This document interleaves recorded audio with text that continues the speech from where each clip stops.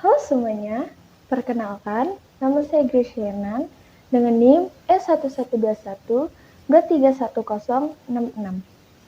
Enjoy for watching!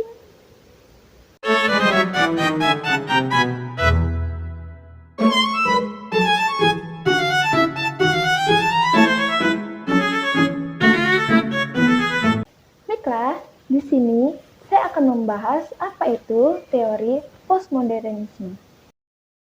Yang pertama, kita akan membahas latar belakang dan juga kemunculannya postmodernisme ini. Postmodernisme adalah suatu aliran pemikiran dan budaya yang muncul sebagai kritik dan reaksi terhadap modernisme, yang dianggap gagal dalam menjawab berbagai persoalan sosial, budaya, dan intelektual.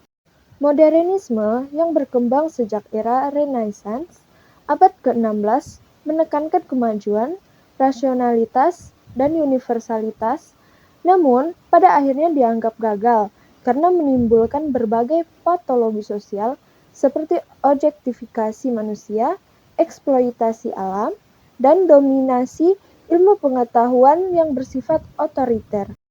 Krisis modernitas inilah yang melatar belakangi munculnya postmodernisme sekitar tahun 1960-an hingga 1980-an sebagai paradigma baru yang menolak narasi besar modernisme dan menekankan pluralitas, relativisme, serta dekonstruksi terhadap konsep-konsep kebenaran mutlak. Yang selanjutnya yaitu asal mula dan konteks sosial budaya kemunculannya.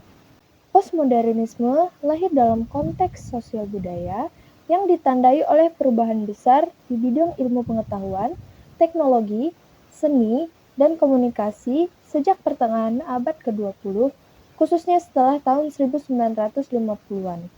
Adapun 4 tokoh utama dan pemikirannya, yaitu yang pertama, Jean-François Lyotard, tokoh utama yang mendefinisikan postmodernisme sebagai kondisi di mana narasi besar modernisme itu runtuh dan pengetahuan tidak lagi bersifat universal dan mutlak. Dalam bukunya The Postmodern Condition 1979, Lyotard menekankan pluralitas pengetahuan dan skeptisisme terhadap fondasionalisme. Yang kedua ada Jean Baudrillard, mengembangkan konsep hiperrealitas dan kritik terhadap masyarakat, konsumsi, dan media massa.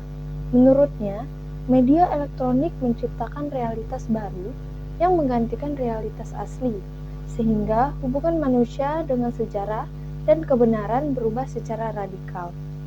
Yang ketiga ada Zygmunt Bauman, menggambarkan masyarakat postmodern sebagai liquid modernity yang ditandai oleh ketidakpastian, perubahan cepat, dan fragmentasi sosial. Yang terakhir ada Jacques Derrida, pelopor metode dekonstruksi yang mengkritik narasi besar dan struktur makna dalam teks dan budaya. Dekonstruksi membuka ruang bagi interpretasi yang beragam dan menolak kebenaran tunggal. Poin yang terakhir adalah perkembangan dan pengaruh dalam kajian antropologi. Dalam antropologi, pemikiran postmodernisme mendorong kritik terhadap pendekatan modern yang cenderung objektif dan universalistik, serta menekankan pentingnya perspektif lokal, subjektivitas, dan pluralitas budaya. Postmodernisme itu mengajak para antropolog untuk lebih reflektif terhadap posisi dan bias peneliti, serta menghargai narasi dan pengalaman masyarakat yang beragam, tanpa memaksakan satu interpretasi tunggal. Pendekatan ini memperkaya kajian antropologi dengan membuka ruang dialog antara berbagai budaya dan menolak dominasi satu paradigma tunggal dalam memahami realitas sosial budaya. Baiklah, sekian video dari saya. Terima kasih.